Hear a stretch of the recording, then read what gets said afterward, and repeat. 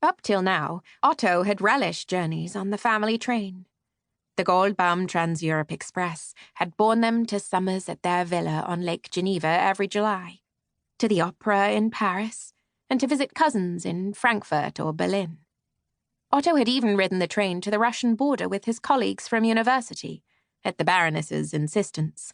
She wouldn't hear of his travelling on an ordinary passenger train, even in a private saloon carriage. He never slept so well as in his bedroom on the train, picturing himself shrunk very small and fitting into a toy train speeding across an open atlas of Europe. He always instructed his valet to leave the blinds undrawn so that he could lie in bed looking out at the stars through the mist of steam and watch the moon rise and sink, a bubble in the dark. This trip was different. He wanted it to be slower, but it seemed faster. Greta's melancholy was catching. It spread through the few passengers like the measles. Otto understood that she was uneasy about her forthcoming marriage, and he was sympathetic. But her predicament also served to remind him of his own fate. For the present, he was left to pursue his own course. A degree in physics and astronomy at the University of Vienna, a semester at the department in Berlin, and a heavenly summer of research at the observatory on the easternmost reaches of the empire. But he knew that this respite from his fate was temporary. Sooner or later, and Otto had a sense of foreboding that it would be sooner, he would have to leave his love and enter the bank. He hated it. He hated the smell of the cedar paneling and the whispering of the clerks, the scratching of their pens and the yellow electric light, and the stultifying luncheons with all 15 partners. Yet he knew it must come. He couldn't exactly plead that he didn't have a head for numbers. He wondered what it would be like to be a regular man.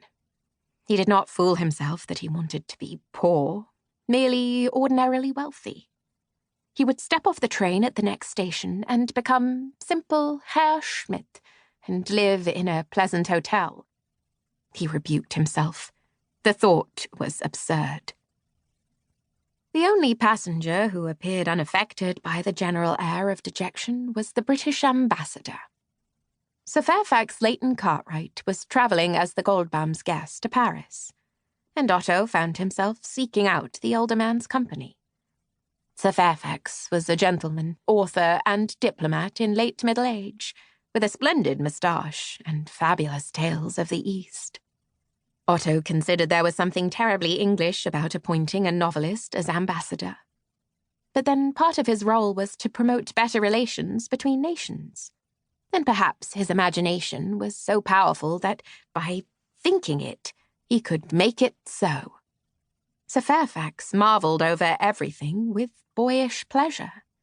The specially adapted chandeliers, with rubber plugs separating the crystals so that they rang out only when the train travelled at the very highest speeds. The Lalique glass panels in the saloon showing sylvan ladies dancing with tropical birds. Most of all, the ambassador was transfixed by the vast panorama painting that depicted the route of the Goldbaum Trans-Europe Express, all 1,200 miles of it compressed into a painting half a mile in length. The painting was displayed in a wooden case with the large glass panel and was kept inside the observation car, with only 3 or 4 yards of it being visible at a time. Every hour, one of the attendants would fit a handle into a mechanism at the side of the box and wind the painting on another few yards, so that it always reflected scenes through which the train was about to pass. The lights of the royal palace in Budapest, wheat fields pricked by bloody poppies, or steamers on blue lakes. On the hour, the ambassador would be standing beside the cabinet, gleeful as a schoolboy, waiting to see the panorama unfold.